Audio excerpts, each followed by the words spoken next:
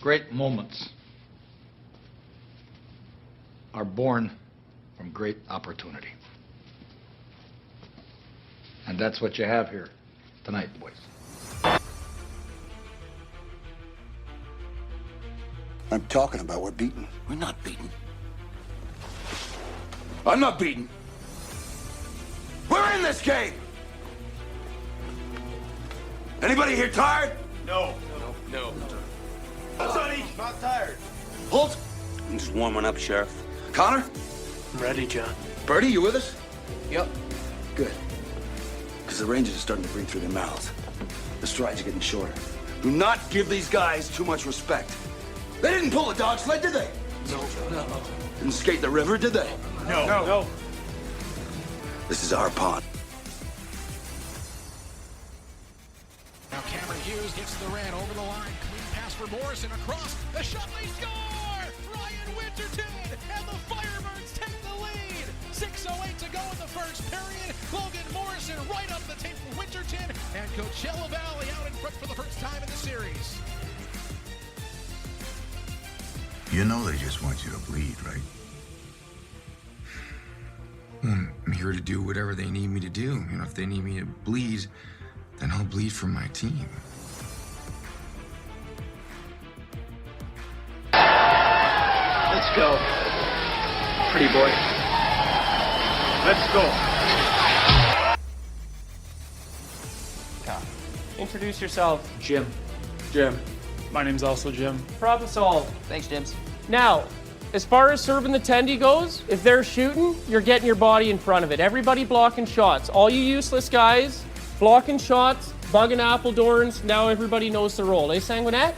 Everyone knows the role. Everyone does their job. Yeah, so. For Parsonen, McCormick tries to jam it loose in front, comes to Del Gaizo, pass broken up, John Hayden coming in shorthanded, looking for the hat trick, Hayden's in, he scores! John Hayden, a shorthanded goal, the hat trick for Haynes, 1:57 left in the second period, and it's 5-1 Coachella Valley. I want to win that championship tonight, but I want to win it clean. Old-time hockey. Like when I got started, you know? Jeez, Toe Blake, Dick Clapper, Eddie Shore, those guys were the greats. Reg is our coach. Yeah, sure, old-time hockey. Like Eddie Shore. Yeah. Coach, our line starts. Sure. You were born to be hockey players. Every one of you. And you were meant to be here tonight.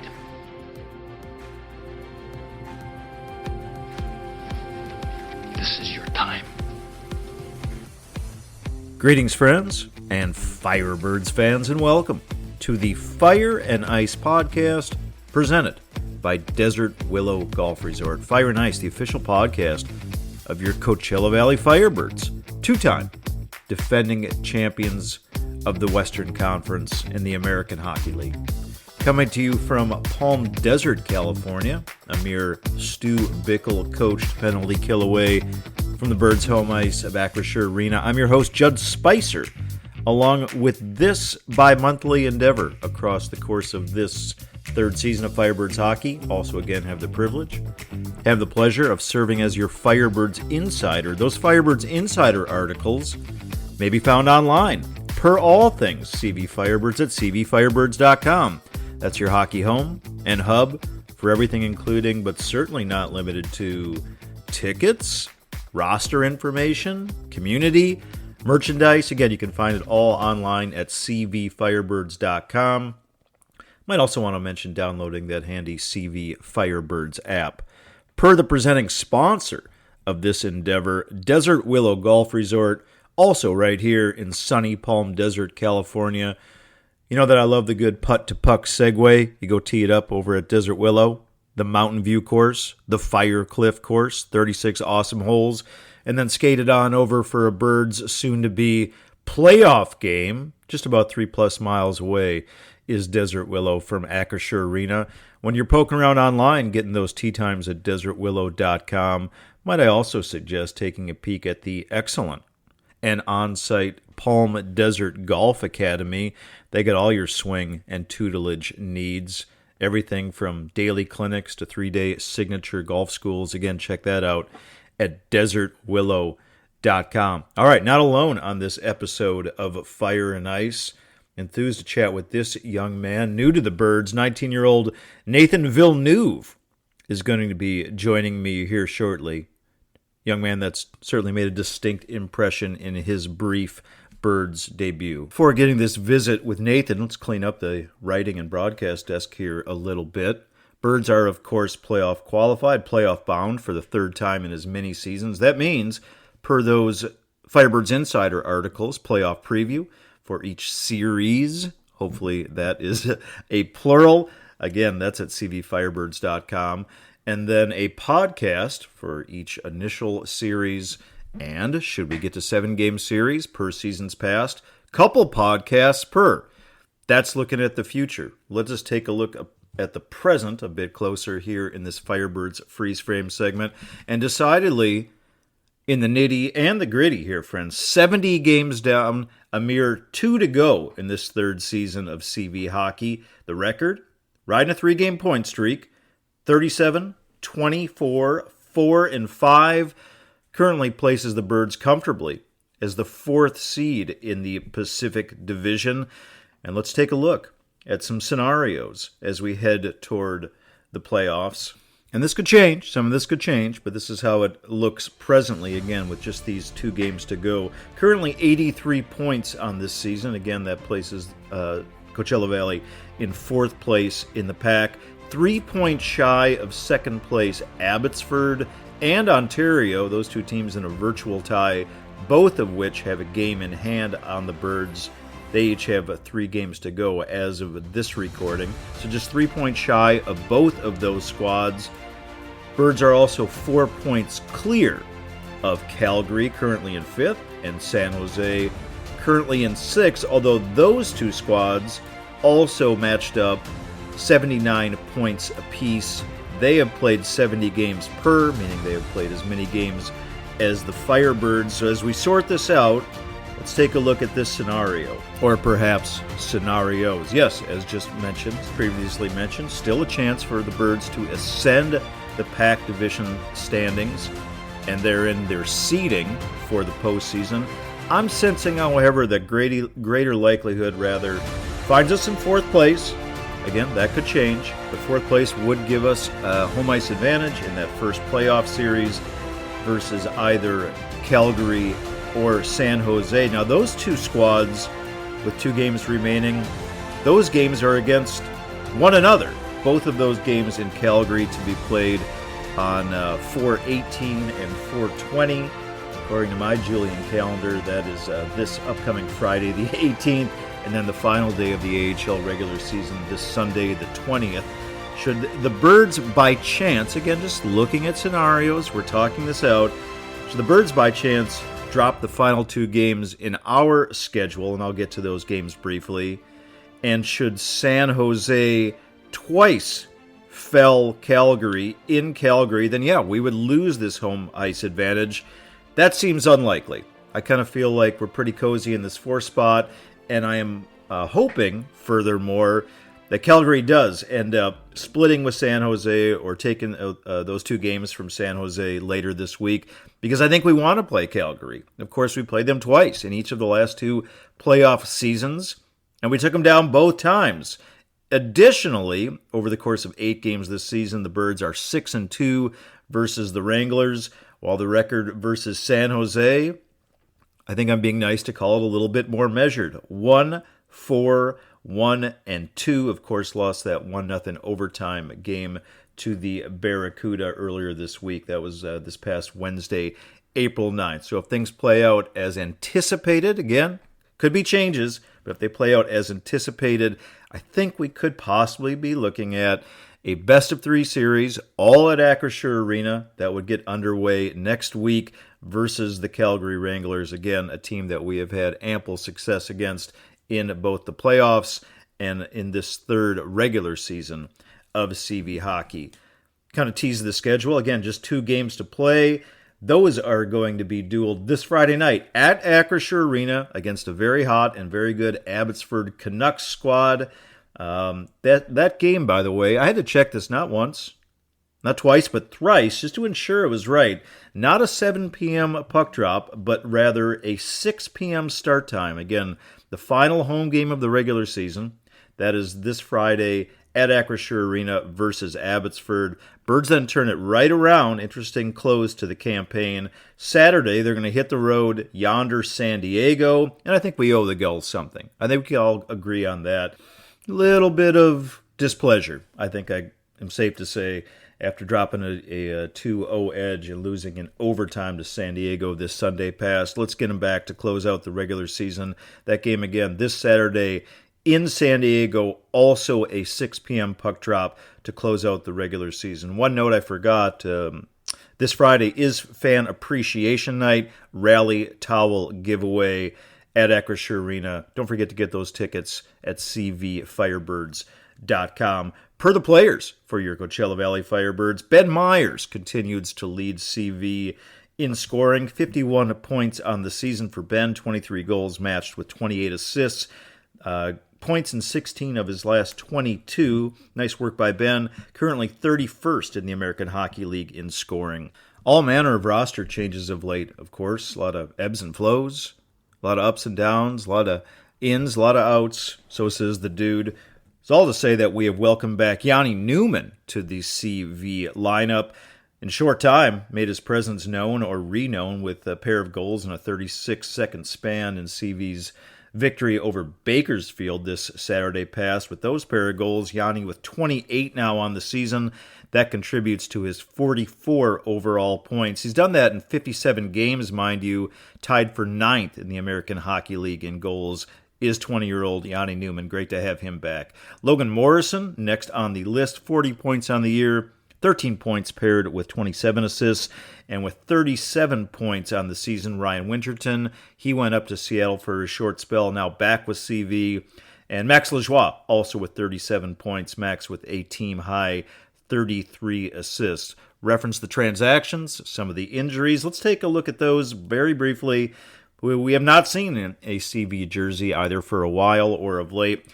Max McCormick, the captain Max McCormick, for those that read the recent CV Firebirds Insider article, had a great chat with Troy Bodie, the Birds' VP of Hockey and Business Operations, and he said quite candidly he does not anticipate having Max McCormick back for the start of the playoffs. Could that change? Hopefully so, but that is what Troy was able to tell me. Leighton Road, unfortunately, lost him to injury a couple games back. He is listed as out indefinitely.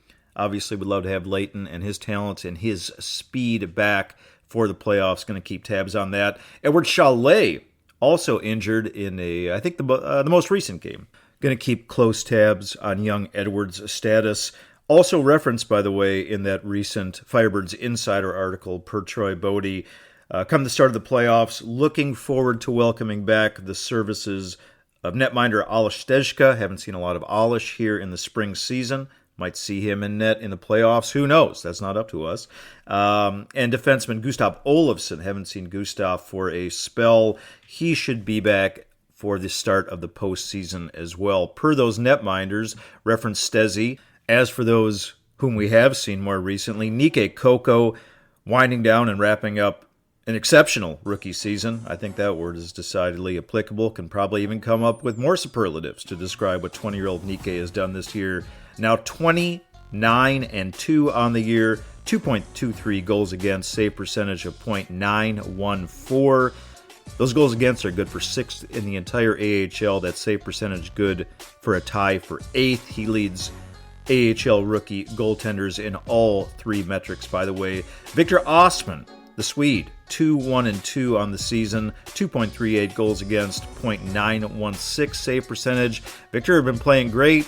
The outing against San Diego this last Sunday, well, I think we can all agree. Not Victor's best showing. Maybe we can just throw out that tape and move on. All right, friends, all that offered, all that referenced, let's get to this episode's visit with CV rookie Nathan Villeneuve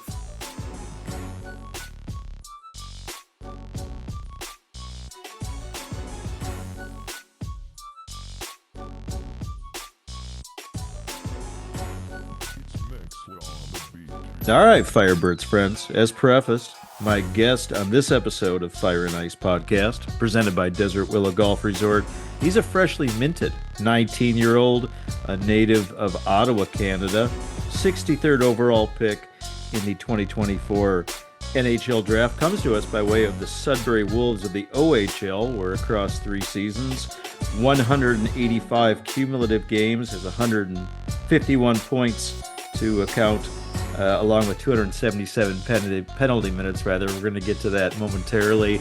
We welcome Nathan Villeneuve to the Fire and Ice podcast. Hello, Nathan. How's it going? It's going well, man. Appreciate your time. We're excited to have you here. Didn't realize on Sunday during that game against the San Diego Gulls that it was your 19th birthday. Happy birthday to you. Thank you. Is that how you would prefer to spend your 19th birthday, or any birthday for that matter? I mean, I love playing hockey, so I don't think I could spend it any other way than kind of playing where I kind of dreamed of playing when I was a kid. So it was pretty cool. Yeah. Is there anything else? I guess we had the 5 o'clock game, so kind of in the middle of the day. I'm sure it took up most of the afternoon and the evening. Was there anything else that you were able to do for your birthday? No, I just called my family members and stuff. We kind of just chatted on the phone. So, I mean, it was a pretty relaxing birthday, but I enjoyed it. 3 games into your Firebirds career, you mentioned your family. I gather, based on what you just said, that they have not yet had opportunity to come down to the desert to watch you play for the Birds. No, they haven't had a chance yet. I mean, the Coachella was going on, so they were able to make it. There's not really any hotels around, and the flights are just extremely expensive right now, so... Do you anticipate that before season's end, or when rather we get to the playoffs, that your folks or your family will be able to make it down? Yeah, my mom called me yesterday. She has a couple of days off work. She was thinking of coming down, so hopefully that all works out for her and she'll be able to come watch me play. As I told you before it started recording, Nathan, that generally at this point in the season might have a seasoned AHL veteran or a seasoned member of the Firebirds on the show, perhaps a coach, as we're getting down to the final 2 games and about to enter the playoffs. I don't think I've ever had a Firebird that has played a mere 3 games on this program across 3 years of doing this show. But you made such a distinct impression in your debut and in the 2 games subsequent that I thought that not only for my interests and the other media members, but for fans and for listeners, that it was a perfect time to have you on. In reading about Nathan Villeneuve and going back into your file and past articles and scouting, here are a few words for you, Nathan, and a few phrases in some instances that are attached to your name that I've come across many of these words or phrases more than once. Feisty, pickpocket, pest, grit, havoc, hard nose, committed. And there are definitely many, many other adjectives that could go in concert with those. But do any of those in particular jump out to you as describing your game? I mean, I'm a competitive player. I hate losing games, even if the game doesn't matter. I always want to win it. So, I mean, that's just kind of the type of player I like to be. I like to get under people's skins, kind of like the Kachuk brothers, a little bit of Marchand. So, I mean, those 2 guys are playoff guys. I mean, Matthew and Marchand both won cups. So, I mean, every team kind of needs a guy like that. And, I mean, I think Seattle's kind of a perfect fit for me because they don't really have that guy yet. So. I was going to get to the Kachuk brothers later, but since you referenced him, I might as well do it now. I've seen your name attached to their surname in the fact that you have vocalized, I think, in multiple instances that that's who you model your game after. That's those boys are a couple of your idols. Either brother in particular. I think I might have a guess which one based on where you're from, but either brother in particular who you really enjoy watch playing.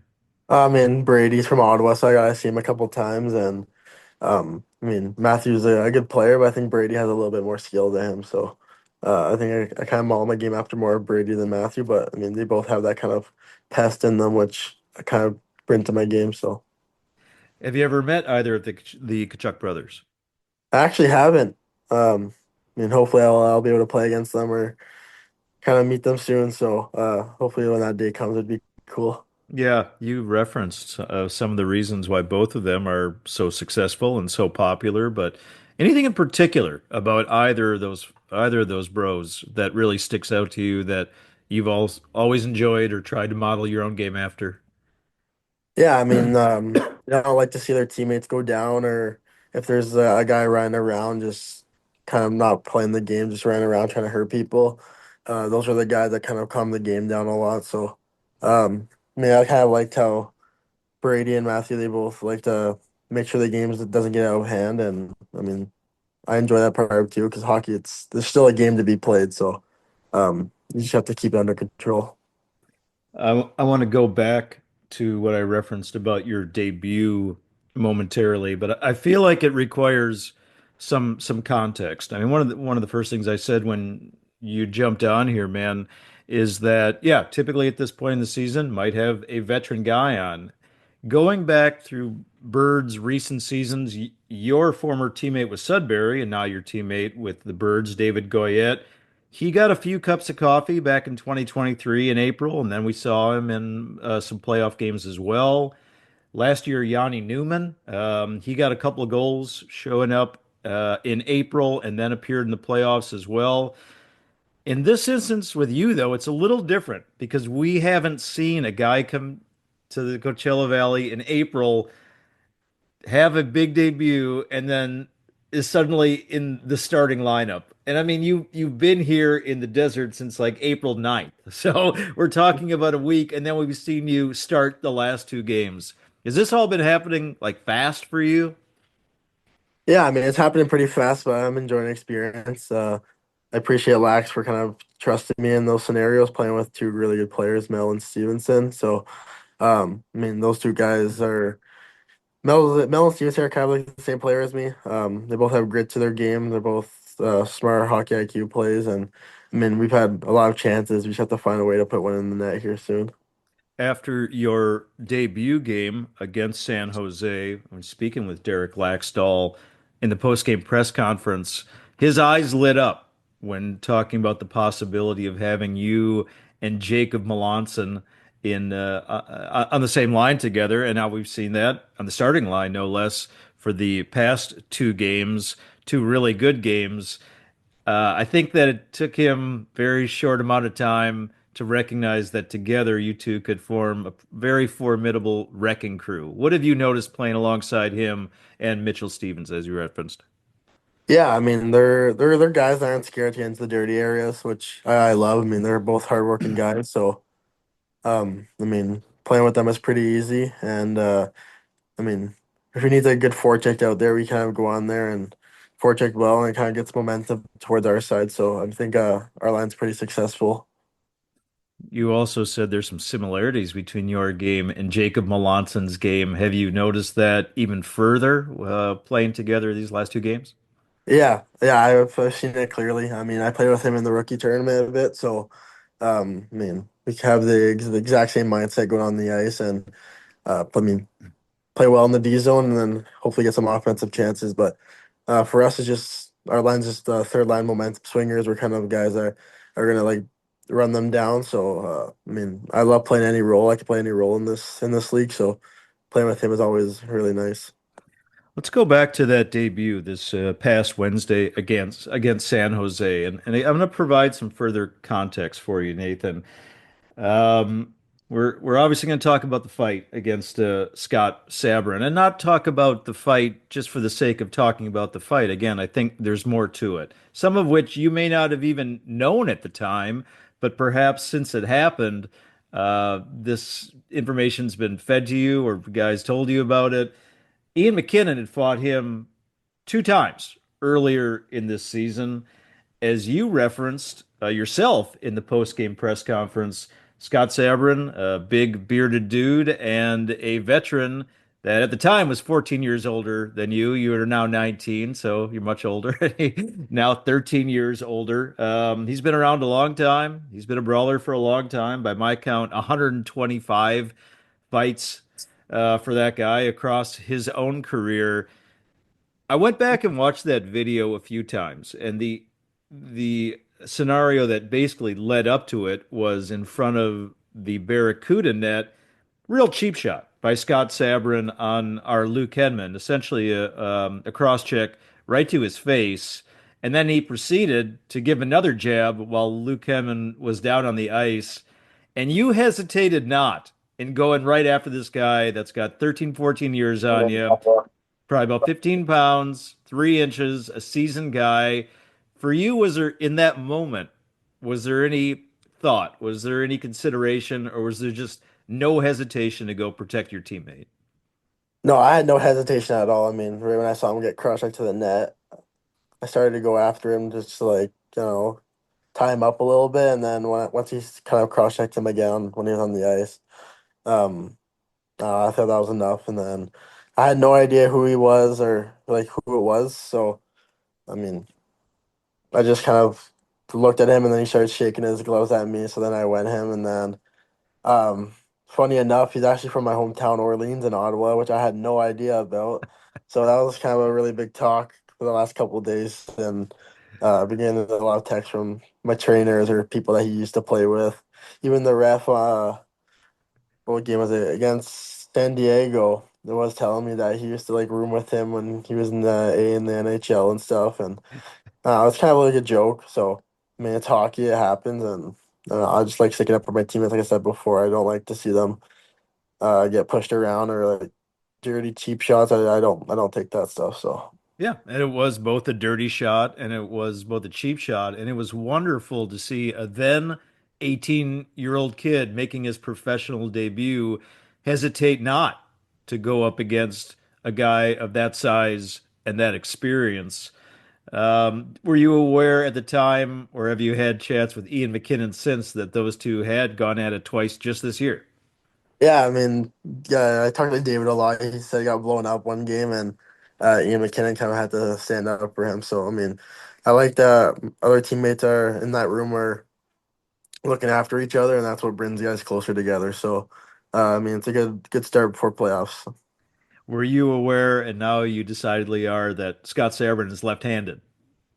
Yeah, I had no idea. I got one punch in, and then I thought he was a righty, and then he switched to his left. But I mean, if I ever get a chance to go him again, then I'll obviously know that he's a lefty and to kind of get in close. But at the end of the day, I don't really care to get knocked out or to get beaten up. It's just the fact that just standing up for your team, it's kind of a big thing. So. Yeah, I see it as more than a big thing, man. I see it as a potentially monumental thing. And let me explain why. I know that intellectualizing hockey fights is not everybody's cup of tea, but this season in particular, look, Derek Laxdal has done an amazing job. We are going back to the playoffs for the third time in as many seasons. We've had a lot of new faces. We've had a lot of young dudes. That is all part of the American Hockey League.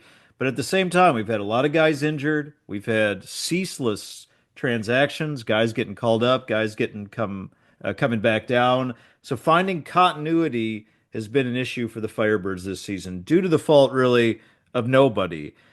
Along those same lines, in trying to find that consistency, Nathan, I think that we've searched and had sometimes suffered to find identity, exactly what this Firebirds team is.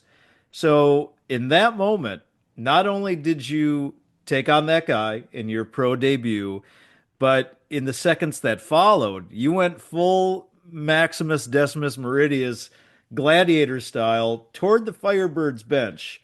And the reaction that you got from the rest of the boys for going at him, for standing up for your teammate, I feel like it's a moment that as we finish out this regular season and as we move into the playoffs, that we're going to reflect on, that this could be a potentially meaningful moment, a turning point in finding that identity, and one of toughness for the Firebirds. Again, I know that's a lot I'm throwing at you. You've only been here a week, but has that occurred to you in any way in the days since that fight?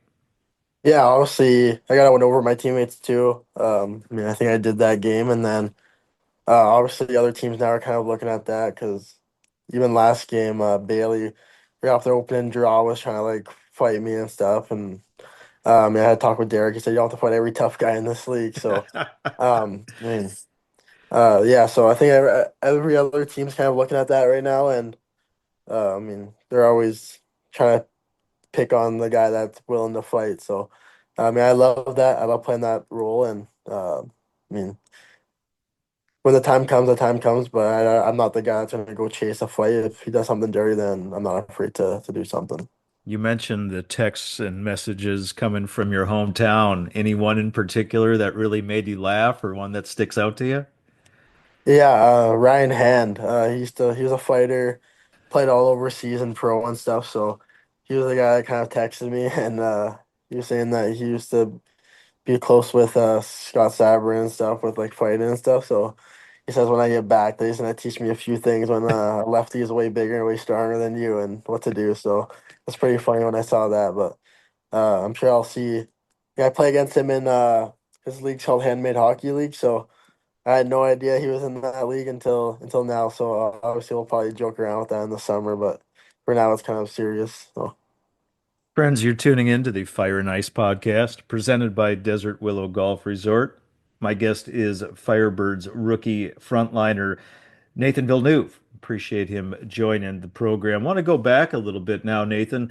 And I'll be honest, man, this is something that you're probably not going to want to talk about much, or something that you probably won't care for me necessarily asking about. But I ask with purpose. We're going to go back to your time in the OHL, and it's tough to read about your past there without coming across a certain instance, which to me personally, these are my words and my thoughts, seem rather benign. The fact that you were in a private message exchange, as I understand it, with friends and teammates, and having some fun with a bounty. I guess this is the word that most often comes up.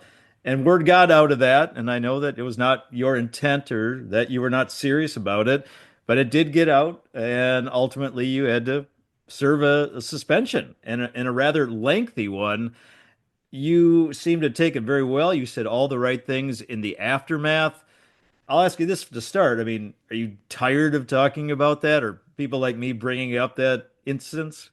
no, I mean I'm really open about it. I mean it's a learning experience for me, as well as kind of getting the word out there for everyone else in the league that's coming through the league. So I mean I don't really mind talking about it. So if you have any questions about it, I'm free to talk about it. No, I appreciate your openness. I mean, to me, when I read the story at the time, and then when I reviewed it again in recent days, it bugs me, man. It seems like a very 20, and these are my words, but it seems like a very 2025 thing. Like, there's no, this isn't a legal show, but, prior restraint, man. I mean, there was no ill intent involved. You were in a private conversation chirping and making jokes with friends and teammates. And then when it gets out in the public, it takes on a different meaning.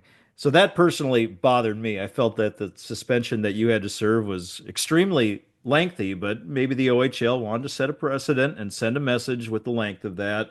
For you, again, you handled it very well, but has it changed the way that you communicate with friends or maybe the way that you interact on like social media?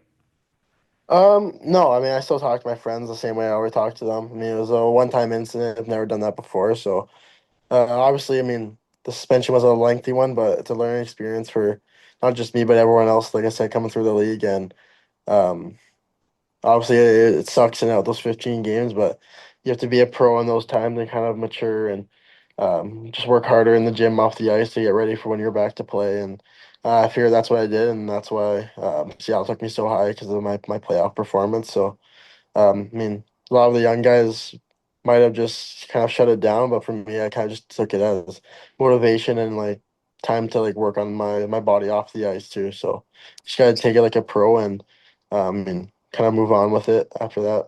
You said it could serve as an example or a lesson to younger guys coming up through the OHL, meaning that you unintentionally could teach them, I guess, not only the way that you handled it in the aftermath. Again, everything you said all the right things, so that those things would be intentional, but the unintentional part of it that, hey, maybe you want to be more mindful of the things that you say in chat rooms or the things you might post on social media, stuff like that.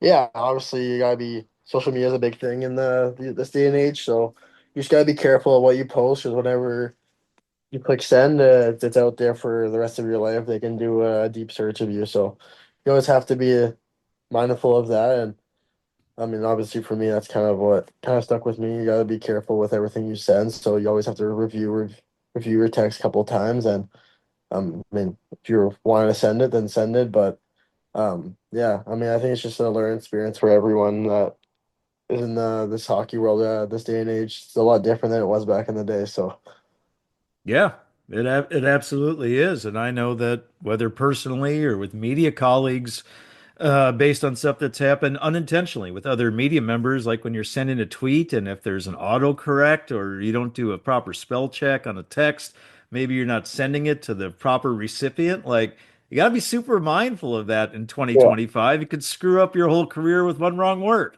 no, exactly. I mean, it's happened a couple of times in the OHL with like the ice dogs and stuff. So I think all this kind of adding up is just for the younger generation coming through to move on to their career. So Going from the OHL to the American League, I'll be honest, again, we generally see some growing pains. I feel like we generally see some timidity, and this is over, a 3-year sample size, and it's a jump. I mean, the OHL, you can be playing against, 16, 17-year-old guys that are leaving their parents' house for the first time. And now, as we draw out, I mean, you're playing against grown men that have 125 fights under their belt. For you, in the course of a week, I know it's a short time. What has been the biggest transition for you thus far? just the days, I think. I mean, the OHL, the days are kind of less condensed, and but like I think the speed and everything. I mean, I fit perfectly in it, and it's a more physical league. A lot of the guys are kind of they're playing for a job. They're playing for keeping food on their table for their family. So I mean, this league isn't easy. So I don't want anyone to think that. But no, I think my transition's been pretty good. I mean, the type of game I play kind of suits it. So I mean, I think I'm gonna have a pretty smooth transition in the next couple of years when I get here. Yeah, and maybe you're even being modest because this transition again is not one that we've seen in recent years. Yanni Newman last year, when, like I said, when he came in April, he had a couple goals, and he was coming from his country and his league. But guys coming from the WHL, the OHL, it usually takes some more time, if not a complete season. But the pace of the game, the physicality of the game, it seems like you've made an almost instant adjustment, Nathan. Yeah, I mean, Lax was we have had a couple meetings. The systems we kind of played similar to in Sudbury, so I was pretty fortunate with that type of stuff, and I mean, just kind of work from there. Mitchell Stevens, a recent guest on this program, fine player, one of the finest hockey IQs that we've seen in a Firebirds jersey across 3 seasons. So I preface that because this is in no way any slight to Mitchell Stevens. He is a fine player. But I did mention to Derek Laxdal in the recent post-game presser, I think it was 2 games ago, I said when John Hayden dresses again, have you envisioned a line that he would center with Nathan and Jacob Melanson? I said that could potentially be the ultimate wrecking crew. And I got a little guff. I got a good zinger in response from Derek Laxdal about making suggestions and where I could put them. Now, John Hayden is yet to dress in his return to the Coachella Valley Firebirds, but when he does, I still would very much lobby and like to see the line of you three together. Again, Ultimate Wrecking Crew could be an amazing forechecking line. Is that something that has crossed your mind when we see John Hayden in a Birds jersey again? Well, obviously, I've heard a lot about him. I mean, he's an excellent player. I mean, plays kind of similar to me. Just a little older, so I mean, that would be pretty cool. But right now, I'm just thinking about the opportunity I'm getting. I'm really fortunate enough, and if I'm not in the lineup for playoffs, I'm still really supportive and whatever. So we'll see when the time comes. But right now, I kind of just focus on day-to-day basis here. Good answer. It's not your job, nor is it mine to come up with the Firebirds lines. But for some reason, I'm going to stay on that. Probably won't mention it in the next post game presser to Lax, but I just thought I would bring it your way. Your adjustment to the Coachella Valley in Southern California over the course of the week. Good start to making your home here. Yeah, obviously it's different from Ottawa. I mean, it was snowing before I left, and then I got here and I was wearing a hoodie and pants, so it was a lot different. And I mean, it's a beautiful city. I mean, the fans are great. I mean, it's the only pro team in town. So, I mean, the Firebirds are really big around here. Which in Sudbury, same with the Wolves. They're a really big team. And I love playing like gritty cities like that. But this is a little nicer than Sudbury. So. And I realize that's not a backhanded compliment. We've heard that from players coming from all over the place for the last 3 years. That, yeah, this is one of the best places to be, especially in the middle of winter. So I hope and trust you'll be able to experience that, just as I hope and trust that this will be a lengthy playoff run and that you'll be experiencing the Coachella Valley until the end of June if things go as they did the last 2 seasons, Nathan.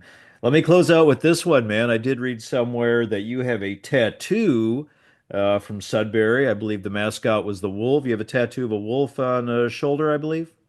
Yeah, I do. I mean, I'm really loyal to any team I go to. So, I mean, I always say I'm a Wolf for life. So, I mean, I love Sudbury. I love the fans there. I mean, great Billet fan with Chantel and Ben. They're awesome to me, and I mean that's just every time I go up there, it always feels like home. So, Okay, well, that begs the question for your other shoulder, if there's space, you're going to have a Firebirds tattoo.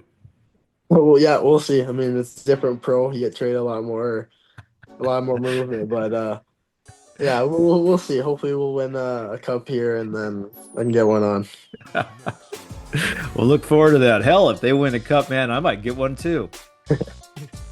Nathan Villeneuve, it's been great to watch you play across these 3 debut games. So enthused to watch you close out the regular season with the Birds, and then let's see what kind of noise CV can make come the Calder Cup playoffs.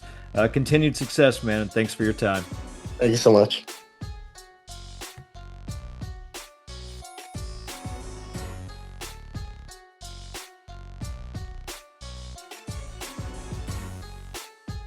All right, Firebirds flock. It's going to wrap it up for this episode of the Fire and Ice podcast presented by Desert Willow Golf Resort. Final Fire and Ice of the Birds' regular season. The next time that we are rejoined, we're going to be talking playoffs. Against which team? We don't know. On which dates? We're not yet certain. Rest assured, we will find out soon enough. Playoff podcast aside, I want to remind and let you know again how appreciative I am for all your time, your interest, your ears, your ongoing support of this endeavor. Equal thanks go to this episode's guest, Birds rookie Nathan Villeneuve.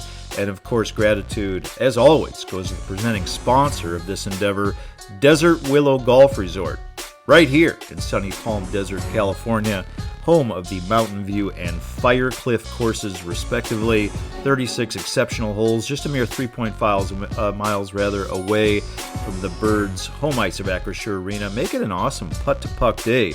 Go tee it up at Desert Willow. Get that tee time online at desertwillow.com, and then skate it over to Acrisure Arena for a Birds playoff game, or perhaps this regular season finale this Friday at home versus a very good Abbotsford Canucks team. A reminder that game not 7 p.m., rather 6 p.m. Personally, I like those 6 p.m. starts. All right, friends, we will see you over at the Birds Barn for that regular season home finale this Friday. Until then, and always, remember, one valley, one team, rising together.